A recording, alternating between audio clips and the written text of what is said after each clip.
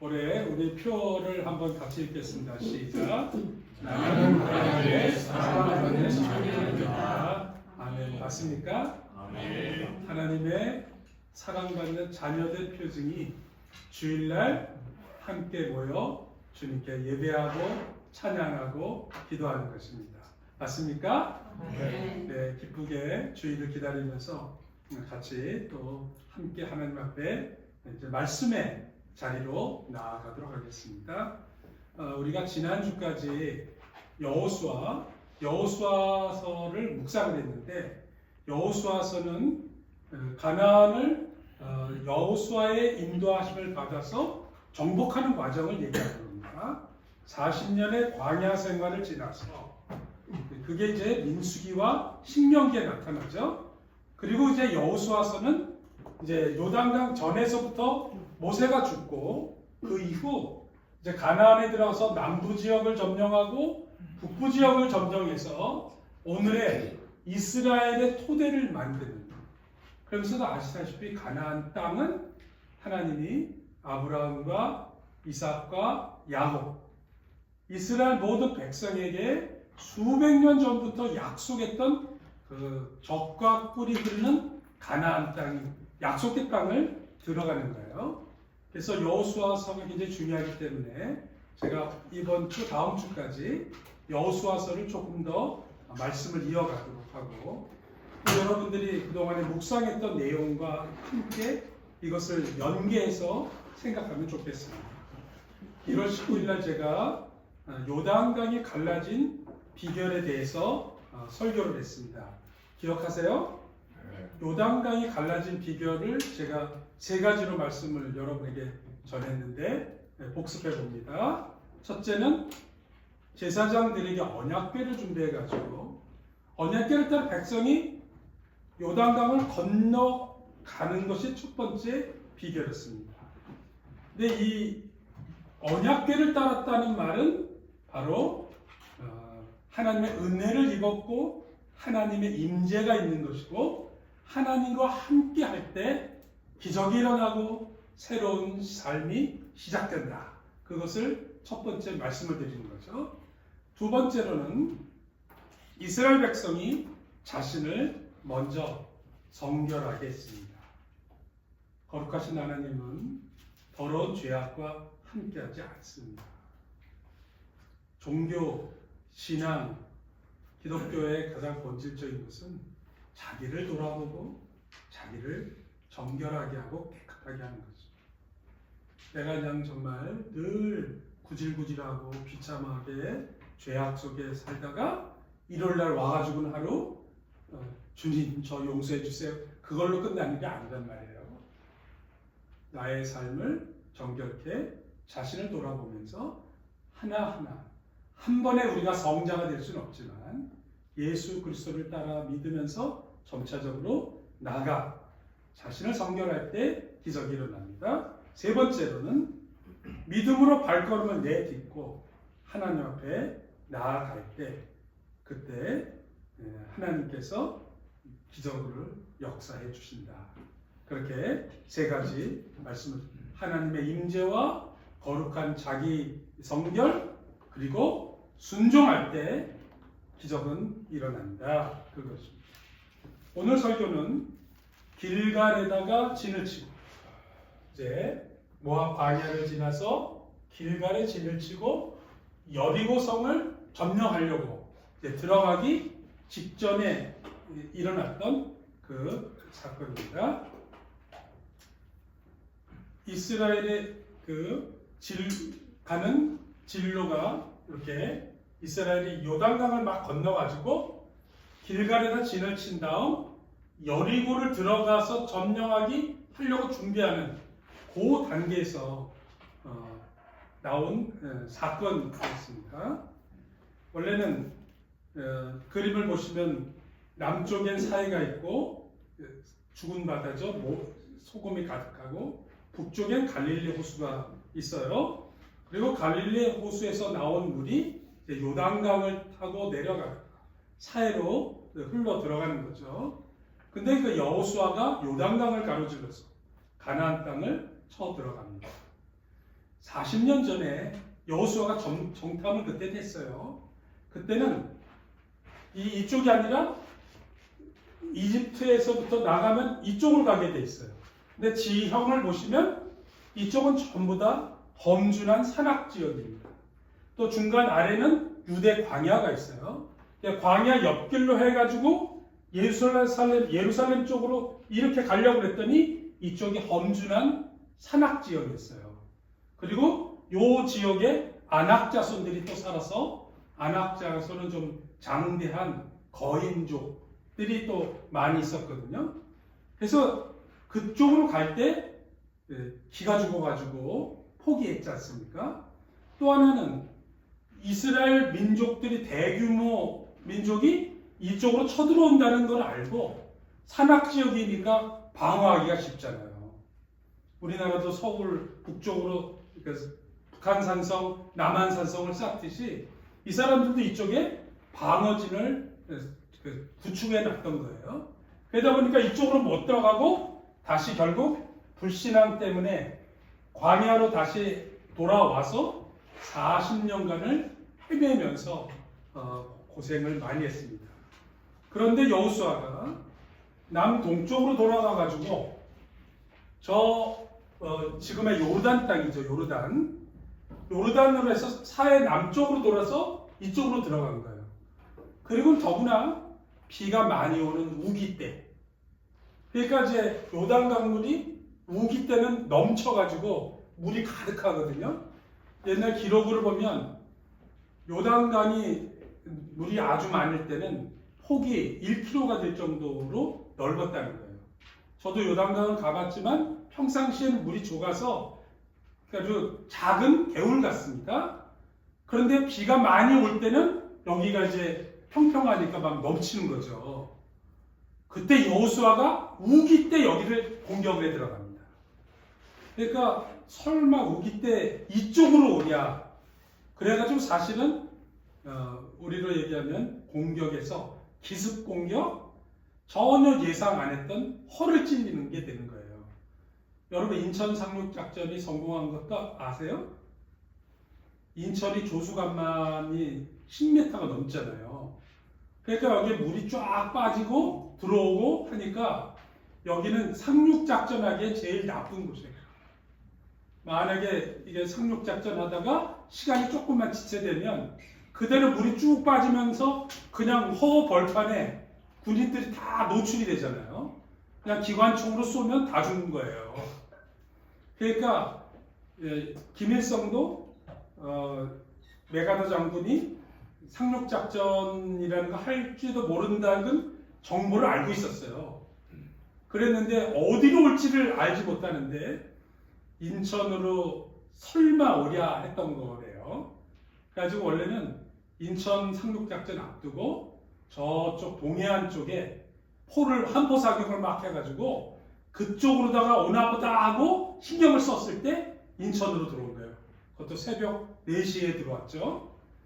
여기도 똑같이 여호수아가 우리는 이제 성경엔 뭐 그렇게 자세하게 나타나지 않지만 가나안 사람들이 전혀 생각하지 못했던 전법을 가지고 하나님이 요단강을 갈라놓으신 것 자체가 뭐 상상할 수 없는 일이었고, 그리고 사실은 여리고가 굉장히 큰 성이었는데 이쪽으로다가 소위 뒤통수를 맞았다, 그렇게 설명하면 되겠습니다. 그래가지고 실제로 적군이 이스라엘 백성들이 요단강으로 건넜다는 소식을 들을 때 5장 1절에 보면 요단 서쪽 아모리 사람의 모든 왕과 해변의 가나안의 모든 왕들이 여호와께서 요단물을 이스라엘 자손 앞에서 말리시고 건너게 하셨다함을 듣고 마음이 녹았고 이스라엘 자손들 때문에 정신을 잃었다, 그렇게 기록되어 있습니다. 이제 하나님의 그 섭리를 여호수아 장군이 잘 파악한 것이고, 또 하나님께 기도하면서 작전을 세웠을 때 정확하게 본 거죠. 또 하나는 아까 지도에서 본 것처럼 중부 지역을 공격함으로 남쪽으로 들어가지 않고 중부를 공격해서 이 가나안 족속 팔레스타인 사람들에게 북쪽과 남쪽을 이렇게 분리하는 그런 작전도 있었던 걸로 성경은 그렇게 분석하고 있습니다. 그래가지고 이제 1차 성공했잖아요. 그래서 길갈에서 여리고를 점령하기 위해서 진격해 들어가려고 하는 바로 그 순간 길에서 여호수아가 여리고에 가까이 이르렀을 때 눈을 들어보니까 한 사람이 칼을 빼어 손에 들고 마주서 있는 거예요. 이게 이제 정확하게는 저는 잘 모르겠어요. 환상 가운데 그런 건지 실체로 나타나서 그런 건지 아니면 진짜 어떤 사람이 서 있었는지 그래가지고 깜짝 놀란 거죠. 그러니까 이제 전쟁 직전의 긴박한 상황 속에서 잔뜩 긴장한 지휘관 여호수아 앞에 칼을 빼들고 마주서 있는 사람 보니까 여호수아가 얼마나 깜짝 놀랐겠어요. 그러니까 곧바로 자기도 칼을 뽑았겠죠. 그리고는 묻습니다. 여호수아가 나가서 그에게 묻습니다. 너는 누구냐? 우리 편이냐? 저쪽 편이냐? 헷갈리는 거죠. 그래가지고 이제 묻습니다. 정체를 밝혀라. 우리 그 무협 소설에 보면 나타나는 그런 장면 같이 나타납니다. 그때 그가 자기를 대답하는 말이 그가 이르되 아니라 나는 적편도 아니고 우리 편도 아니다. 여호와의 군대 대장 Commander of the Army of the Lord 주님의 군대 커맨더 대장 장관으로 여기에 지금 왔다 하는 말이에요. 이 말이 뭐예요? 하나님께서 지금 여리고 전투를 앞둔 너에게 지휘권을 가지고 나타났다 그 말이지. 어떻게 전투할 것인지 앞으로 어떤 방향으로 갈 것인지 그것을 알려주려고 오셨다는 것입니다. 여러분 이게 우리 인생의 제일 중요한 은혜고 복입니다. 우리가 큰 일을 앞두고 있을 때 우리 인생의 가장 결정적인 터닝 포인트에서 아니면 전쟁과 같은 생사가 민족의 운명이 걸려있는 이 순간에 하나님께서 하나님의 사자를 보내서 갈 길을 인도해 줍니다. 제가 선교대학원 총장으로 여러 선교사님들을 상담하기도 하고 또 지금 순회 선교사가 돼서 이번 주에도 제가 베트남을 갑니다. 그리고 이렇게 선교지에 가서 하나님의 일꾼을 하는 지도자들을 만날 때마다 이분들이 어떤 분은 40대, 어떤 분은 50대, 어떤 분은 60대예요. 어떤 분은 뭐 70대도 있어요. 근데 그분들하고 만나서 얘기를 해봅니다. 자기 살아온 얘기, 앞으로 사역에 대한 얘기, 가정에 대한 얘기를 할 때마다 때로는 안타까운 일들이 있어요. 본인들도 그렇게 얘기를 해요. 총장님, 선교사님, 제가 고 30대 후반 그때 좋은 가이드를 받았더라면 제가 잃어버린 10년이 없었을 거예요. 그렇게 얘기하는 거예요. 인생의 고비마다 하나님께서 그 진로를 길을 열어주시고 방향을 알려주시고 멘토링을 받았더라면 아마 내가 헤매고 방황하는 일이 없었을 것인데 저도 가만히 생각해보면 저도 사실은 그렇습니다. 그때마다 하나님께서 좋으신 분들을 보내기도 하고 어떤 때는 선배님으로 어떤 때는 목사님으로 어떤 때는 선생님으로 제가 만났던 분들을 통해서 하나님께서 그 길을 인도해 주시는구나. 얼마 전에 영종도로 가서 살게 된 것도 졸지에 후배 목사님을 만나가지고 그분의 권유함을 받아서 결국 영종도에 살게 되는데 살면 살수록 너무 좋으니까 그때 하나님께서 그렇게 인도하셨구나 느낌이 오잖아요. 마찬가지로 여러분의 인생 가운데 이렇게 절대절명의 전환점 안에 하나님께서 여호와의 군대 장관을 보내시기를 축원합니다.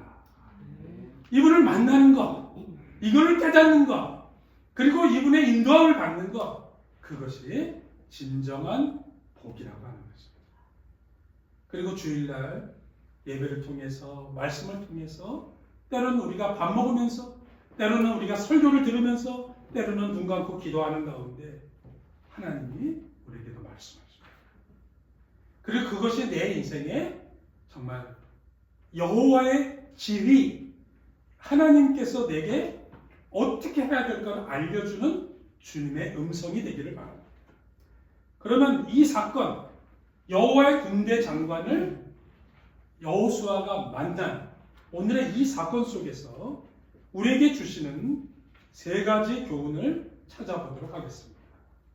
첫째는 하나님은 항상 우리보다 먼저 찾아오신다. 여호수아는 전혀 예상하지 못했어요. 갑자기 칼 들고 서 있는 사람을 딱 만났을 때 놀래가지고 너 우리 편이야? 저쪽 편이야? 여차하면 칼 빼들고 싸우려고 든 거죠. 전혀 예상하지 못했는 상황 속에서 하나님을 만난, 하나님의 사자를 만난 거죠. 하나님은 내가 노력해가지고 막 애써서가 아니라 나의 인생의 어느 순간 하나님이 먼저 우리를 찾아오시고 손을 내미시고 사랑해 주신다는 것입니다. 그리고 내가 너와 함께 하시고 승리케 하리라 용기를 주십니다. 큰일을 앞둔 사람을 향한 주님의 마음. 여러분 요즘 힘들고 갑갑하고 앞으로 내가 어떻게 될지 모른다. 그래서 뭔가 맥이 빠져 있습니까?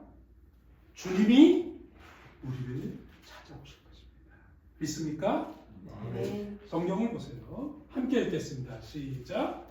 너희가 나를 택한 것이며 내가 너희를 택하여 세웠으니 이는 너희로 가서 열매를 맺게 하고 또 너희 열매가 항상 있게 하여 내 이름으로 아버지께 무엇을 구하든지 다 받게 하려 함이라. 아멘.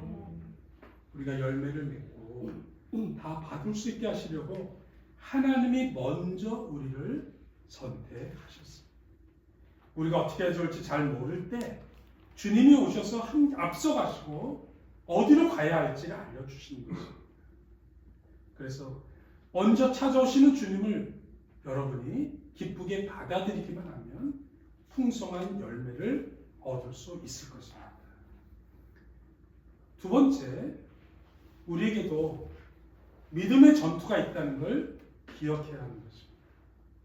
여호수아의 가나안 전투처럼 현대를 사는 우리에게도 믿음의 전투가 있음을 이 사건이 샘플로 예시해 주고 있는 겁니다.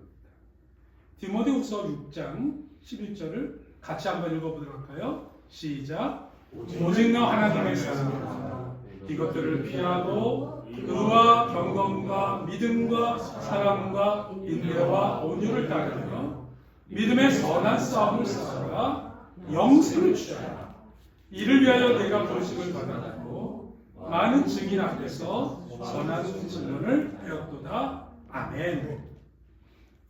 여러분, 우리가 하나님의 사람으로 하나님의 자녀로 부르심을 받았다면 우리도 믿음의 선한 싸움을 싸워야 합니다. 영원한 생명을 취해야 하는 것입니다. 이것이 신앙의 궁극적인 목표이기 때문입니다. 그래서 선한 증언, 생명의 복음을 전하고 증언해야 되는 거죠. 여러분 그냥 설렁설렁 그냥 사는 거 아니에요. 그냥 흘러가는 대로 끌려다니는 인생이 아닌 거예요. 하나님이 여러분의 어떤 상황이 놓여 있든지 그것이 때로는 가정일 수도 있고요. 직장일 수도 있고요. 사실 쉽지 않아요. 이 땅을 살아가는 동안 스트러글 하게 돼 있습니다. 그런데 당당하게 내가 믿음의 선한 싸움을 싸우겠다. 그렇게 결단해야 되는 거죠. 그리고 주님이 우리에게 또 그렇게 명령하고 계신 거예요. 애를 하나 키워도 사실은 믿음의 전투가 있어요. 맞죠? 부부 관계를 가지면 마냥 좋을 것 같다고요? 아니올시다. 그렇지 않죠? 그때 믿음의 전투에 이겨야 부부 갈등이 사라지는 거예요. 근데 지면 그 갈등이 사랑에서 함께 사는 사람이 갈등이 증폭이 되면 가족이 지옥이 되는 거잖아요. 맞죠? 그런데 거기에 믿음의 싸움에서 이기면 그 가정이야말로 하나님이 주시는 아까 우리가 읽은 풍성한 열매, 사랑의 열매, 행복한 상태로 우리가 드는 것입니다. 저는 그런 면에서 우리가 좀 마음을 좀 단단히 다질 필요가 있습니다. 직장 하나만 출근해도요 만만치 않습니다.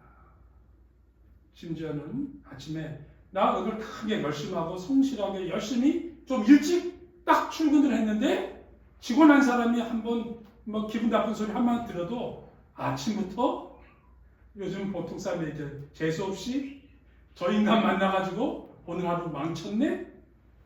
그러지 않잖아요. 그때 우리가 믿음의 선한 싸움을 가지고 이겨내야 하는 것입니다. 그래서 믿음의 전투를 어떻게 치러야 되는가? 본문에 그 방법이 나타나 있어요. 한번 같이 읽죠. 시작. 여호수아가 얼굴을 땅에 대고 엎드려 절하고 그에게 이르되 내 주여 종에게 무슨 말씀을 하시렵니까? 그렇게 얘기하고 있어요. 여호와의 군대장과 표준 세번역은 좀 더 분명하게 표현합니다. 사령관님, 이 부하에게 무슨 말씀을 하시렵니까? 하나님이 보낸 군대대장을 사령관으로 모시고 나는 부하니까 명령만 내리시라는 거죠. 여호수아가 내 경험, 내 계획, 내 전투 지식이 풍부한 사람 아닙니까? 모세와 함께 40년을 민족을 이끌어왔던 지도자예요. 그렇지만 하나님의 말씀에 자기 생각을 접어두고 하나님의 명령 앞에 무릎을 꿇는 자세인 거예요. 하나님께 공손하고 순종하는 태도가 사실은 여호수아의 가장 큰 강점이었습니다. 그의 주특기가 모세를 40년 섬기고 모시면서 배운 사람이잖아요. 진짜 분인 참된 용기를 가진 사람은 겸손하게 자기 생각을 내려놓고 듣는 것입니다. 누구의 말씀을 듣는다고요? 하나님의 음성을 듣는 거죠. 현실적으로 우리가 하나님의 음성을 듣는 제일 좋은 방법은 매일 말씀을 묵상하는 것입니다. 그래서 아침에 말씀을 묵상하는 것 듣고 마음에 한 번이라도 읽고 출근하다가 엉뚱한 사람을 만났을 때 말씀으로 이겨내야 되는 거죠. 그래, 오늘도 영적 전투가 시작되는구나. 내가 긴장하고 이겨내야지. 사실은 귀에 거슬리는 말, 귀에 거슬리는 행동, 눈에 정말 그런 일들을 수도 없이 우리가 많이 만나게 되는 거죠. 사탄은 끝없이 우리를 공격합니다. 우리의 약점을 파고들고 우리의 컴플렉스를 건드리고요. 내가 제일 싫어하는 거를 건드려서 열받게 만들어요. 생각을 정리하지 못하게 만들 때가 있어요. 어떤 때는 우리의 연약한 육신을, 피곤한 욕망을 건드려서 우리로 낙심하게 만들 때가 많습니다만은, 그러나 하나님은 그것을 새롭게, 그래서 영적인 전투가 있다는 걸 잊지 말아야 하겠습니다. 세 번째로는 믿음의 전투에서는 대장신 하나님의 명령을 들었잖아요. 그걸 순종해요. 아까 요단강이 갈라질 때도 행동으로 실천한 거예요. 여기 지금 그 군대 장관이 말씀을 하겠다 할 때 여호수아가 무릎 꿇었잖아요. 말씀하십시오. 그러면 무슨 말이 들릴 거 아니에요? 그러면 거기를 순종하면서 실천해야 되는 겁니다. 그런데 뭐라고 명령합니까? 5장 15절에 보니까 내 발에서 신을 벗어라. 내가 선 곳은 거룩한 곳이다. 그랬더니 여호수아가 어떻게 했다고요? 그대로 행하니라. 따라서 한번 합시다. 그대로 행하니라. 우리 박장로님 수준으로 한번 표현을 해보겠습니다. 나같이 그대로 행하니라. 오페라도 해야 된다니까요. 나같이 다시 한번 그대로 행하니라. 아멘. 아멘. 다시 한번요. 여호수아에게 이르되 내 발에서 신을 벗으라. 내가 선 곳은 거룩하니라 하니 여호수아가 그대로 행하니라. 아멘. 여러분, 한국 기독교의 가장 큰 문제가 뭐냐? 너도 나도 이구동성으로 아는 얘기예요. 말씀을 들었는데 그대로 행하지 않는 거예요. 맞죠? 저 사람이 장로님이야? 저 사람이 권사님이야? 그 사람이 목사였어? 라는 말이 왜 나옵니까? 배운 대로, 들은 대로, 하나님의 음성대로 우리가 순종하지 않아서 그런 거 아니에요? 마음 비우자, 욕심 부리지 말자. 근데 목사님이 막 욕심을 너무 부려. 그러니까 사람들이 상처받는 거 아니에요? 목사님 너무 하시네. 예를 들면 똑같은 직장에서 집사님이고 교회 다니는 거 다 아는데 직장 안에서 그분이 뿌득뿌득 자기 입장을 너무 고집하면 안 믿는 사람이 무슨 느낌이 오겠어요? 예수 믿는 사람은 독지독하네. 그죠? 그게 배운 대로 말씀대로 순종하지 않는 거예요. 그대로 행하지 않기 때문에 그렇습니다. 그런데 여호수아는 그대로 행하는 것입니다. 여기서 우리가 더 중요하게 깨달을 건 이것입니다. 여호수아가 군대 대장을 만난 장소가 어디죠? 가나안 땅이잖아요. 길갈에서 여리고로 가는 길가입니다. 이 땅이 원래부터 거룩한 것이었습니까? 아니죠. 그러나 하나님이 지금 여호와의 사자를 보내서 거룩하다고 말씀하시니까 그 자리가 거룩하지. 원래 그렇게 거룩한 땅이 아닌 거예요. 우리도 마찬가지예요. 우리도 태어날 때부터 거룩한 사람들이 아닙니다. 그러나 하나님을 알게 되었고 십자가의 보혈로 우리의 죄를 씻음 받아서 부족하고 허물 많은 우림에도 불구하고 하나님이 우리가 믿음으로 나갔을 때 우리를 거룩하다, 하나님의 의롭다 인정해 주셨기 때문에 우리가 성도가 된 거예요. 거룩한 우리가 된 겁니다. 다시 말하면 하나님의 거룩하심을 입는 것, 이것이 더 중요한 거죠. 난 아직 여기에 때도 많고 허물도 많고 구질구질합니다. 뭐 하다 보면 우리 이게 인간적으로 내놓을 게 없습니다.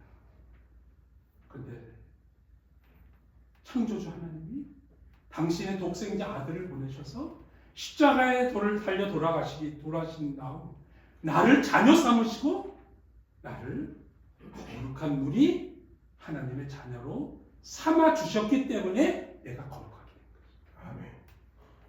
우리가 들어간 직장, 우리가 사는 동네, 우리가 머물고 있는 이 공간이 거룩한 장소라고 얘기할 수 없어요.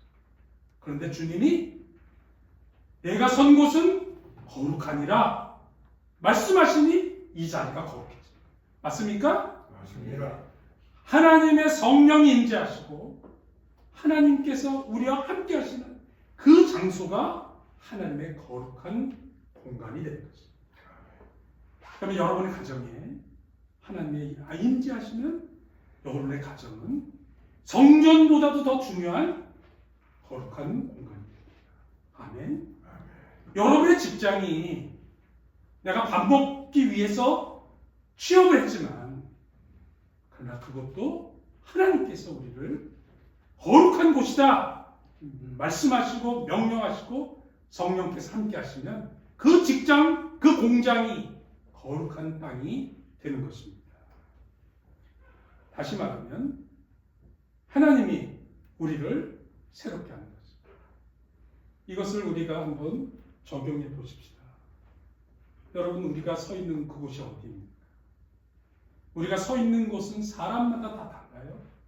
전공에 따라서, 직업에 따라서, 조직과 역할에 따라서 다양한 곳에 우리가 서 있게 되는 것입니다. 우리가 출근한 그곳, 우리가 만나는 그 자리, 그곳이 하나님의 임재가 있는 곳은 거룩한 곳이 되는 것입니다.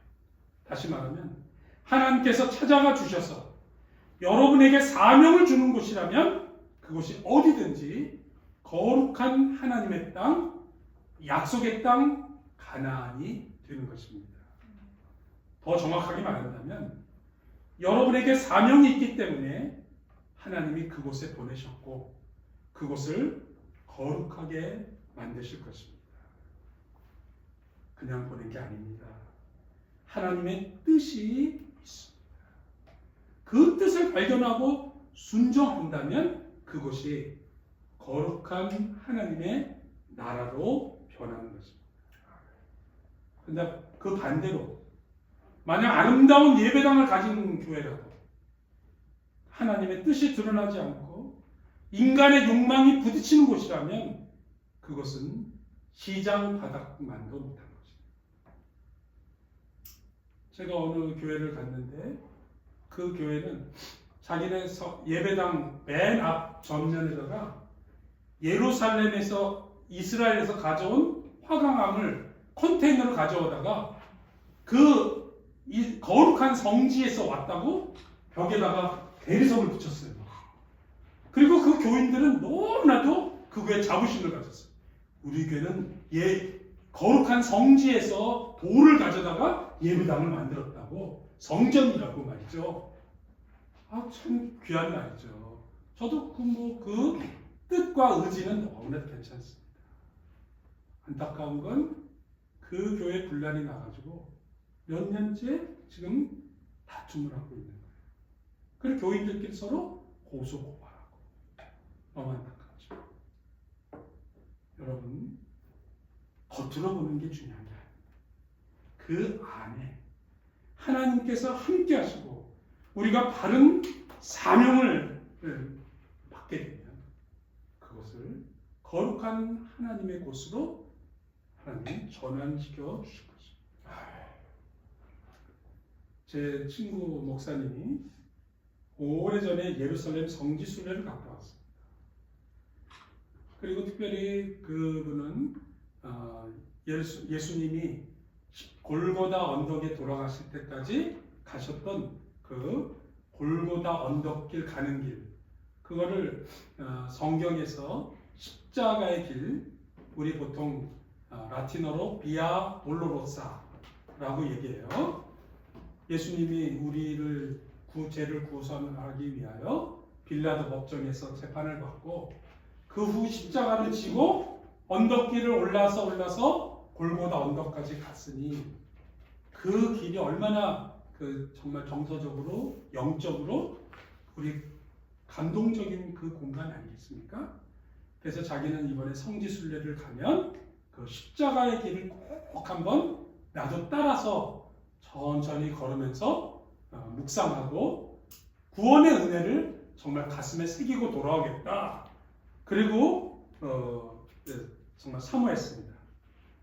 그 다음에 이제 예루살렘을 다녀온 다음에 저한테 그렇게 얘기를 했습니다. 윤 목사님, 내가 그 비아 돌로로사 십자가의 길을 큰 기대를 걸고 갔는데 실망했어. 완전 시장 바닥이야. 기념품 파는 집에 좁은 골목에 사람들이 바글바글하고 심지어 소매치기가 바글바글해. 전 세계에서 이 길을 순례자들이 오니까 관광 코스가 되어 있는 거예요. 그러면서 성지 순례는커녕 빨리 이 골목길을 나가고 싶었다는 거예요. 묵상은 고사하고 그러면서 관광객과 장사꾼으로 가득한 그 길은 더 이상 성지가 될 수 없었다는 거예요. 근데 10년 전에 이계신 목사님하고 제가 우리 그때 대학 재단에서 다음 주 성주 순례 간다고 우리가 그때 몽골에서 일할 때인데 우리 부부도 잠깐 시간을 내서 오라고 그래서 요맘때 2월 하순에 저희가 여기를 갔었습니다. 그래가지고 이렇게 복잡한 길을 예루살렘에 갔을 때 가야 되는데 거의 복잡하다며요. 그랬더니 마침 안내하는 분이 왔습니다. 낮에 가면 너무 복잡한데 우리는 오늘 새벽에 출발합니다. 아예 해 뜨기 전에 다 같이. 그래서 아침밥 먹지 말고 다 준비하시고 일찍 나오려는 거예요. 그래서 우리 일행이 전부 다 새벽에 데리고 나갔어요.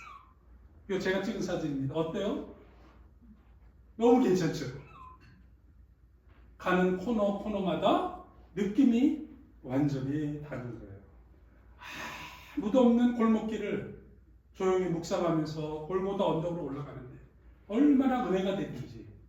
가게문은 다 닫혀있고 지나간 사람은 아무도 없는 이 골목길을 가가지고 올라가서 그 끝에 이 골고다 언덕 위에 예배당이 있었고 저희는 그 안에 들어가서 무릎 꿇고 기도하는데 참 은혜가 막 쏟아지더라고요.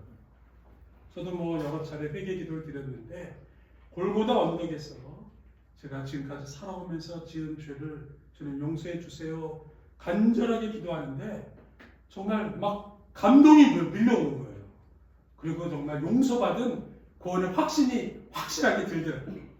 그러니까 막 힘이 솟아나죠.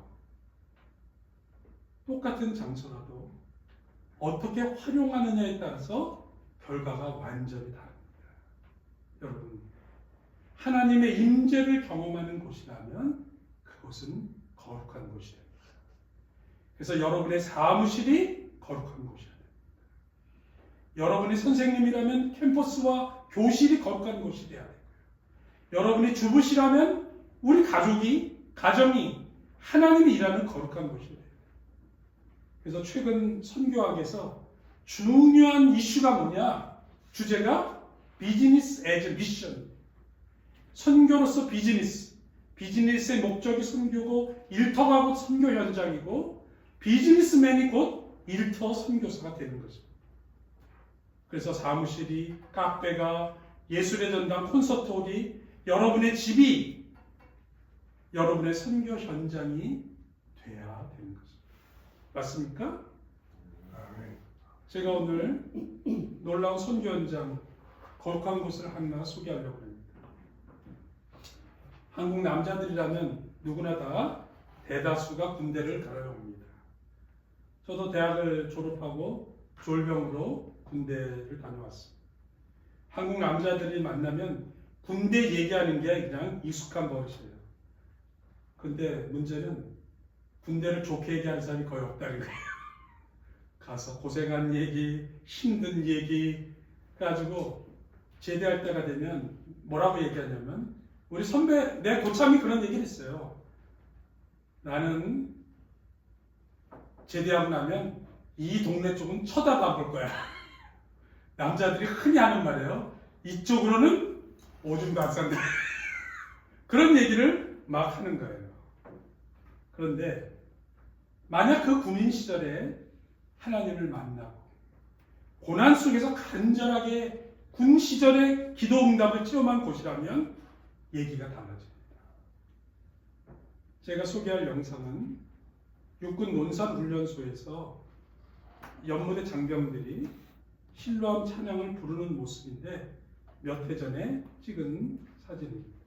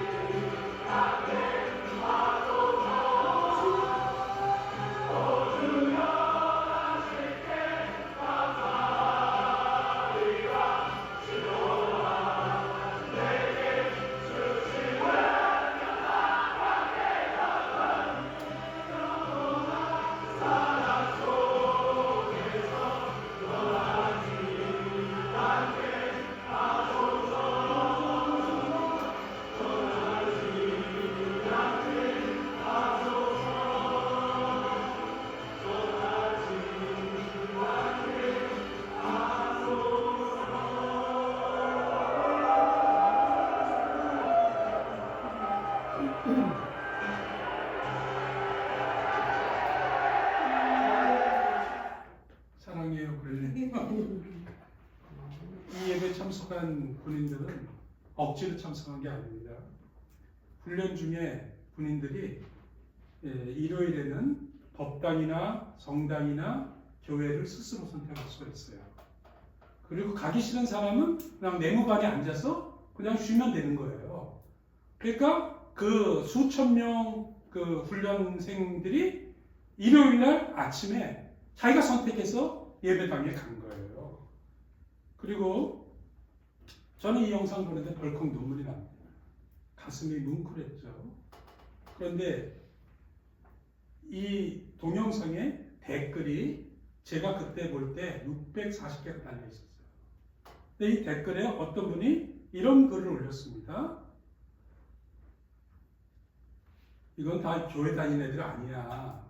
그냥 무교인데 사실은 예배당에 놀러 간 거야. 그렇게 글 쓴 사람도 있었어요. 사실 맞는 말입니다. 그리고 초코파이 하나 얻으려고 예배 끝나면 초코파이 하나 주거든. 그래서 그거 하나 얻어 먹으려고 온 군인들도 많았습니다. 근데 이 공간을 보면서 어떤 논산훈련소 나온 사람이 이렇게 얘기를 했어요. 나는 2011년 10월 군번인데 나는 이곳에서 기독교 가는 그날 하나만 기다리며 훈련병 일주를 버텼다. 여러분 생각해 보세요. 이 사람이 기독교 가는 날이라는 거 보니까 교회 다니는 사람이 아닌 거예요. 교회 가는 날이라고 아니면 예배실 간다고 그랬지 기독교 가는 날이라고 안 쓰잖아요. 그러니까 이 사람 예수 믿는 사람은 아닌데 그러나 고된 훈련 중에 한 번 드린 예배로 버텼다니까 무슨 설명이 더 필요하겠습니까? 어떤 분은 이런 댓글도 올렸습니다. 단 한 번만이라도 가슴 뜨겁게 불렀다면 그 한 번만이라도 정말 감사해요. 20살, 22살 이 청년들이 그 외롭고 힘들고 부모 떨어져서 처음 그리고 앞으로 어떤 부대에 배치될지 자기가 모른 채 6주 동안의 그 훈련받는 기간 속에 사실은 예배를 통해서 이렇게 하나님의 임재를 경험하고 하나님의 감격을 체험하게 되는 것입니다. 우리나라에 희망이 있는 건 저런 청년들이 있고 오늘도 수천 명의 젊은이들이 주님 앞에 나오고 있기 때문입니다. 제가 주목한 것은 이 찬양 다음입니다. 이 찬양을 준비하고 인도하는 젊은 교인들입니다. 여러분 보이세요? 강단 앞에서 찬양 인도하는 이 군인들. 강사님은 아마 군목이나 또는 외부에서 오신 강사님일지 모르겠어요. 이 사람들은 이 훈련생이에요. 똑같이 훈련받고 똑같이 고생하면서도 자기들은 주일이면 일찍 가서 이 예배를 준비하고 찬양을 준비하면서 그러면서 하나님께 쓰임받고 있는 것입니다.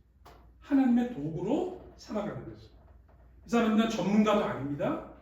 그러나 모두가 힘들어하는 훈련소를 하나님의 거룩한 땅, 하나님 나라를 세워가는 선교 현장으로 만들어가는 사람은 똑같이 훈련소에 들어가서 똑같이 훈련받고 고생하면서도 하나님이 나를 이곳에 보내서 매 주일이면 나는 예배를 준비해야 돼 라고 섬기는 사람들이 하나님의 일꾼들입니다. 그래서 이 사람은 훈련소를 하나님의 거룩한 땅 선교 현장으로 만들어 가고 있습니다. 여러분이 서신 곳, 그곳을 하나님의 거룩하게 해주시는 땅 가나안으로 만드시기를 축원합니다. 서신 그곳에서 예배하면서 하나님 임재를 체험하고 사명을 발견하시는 하나님은 여러분이 어느 곳에서 무슨 일 하시든지 약속의 땅 가나안으로 변화하시어 주실 것입니다. 기도하겠습니다.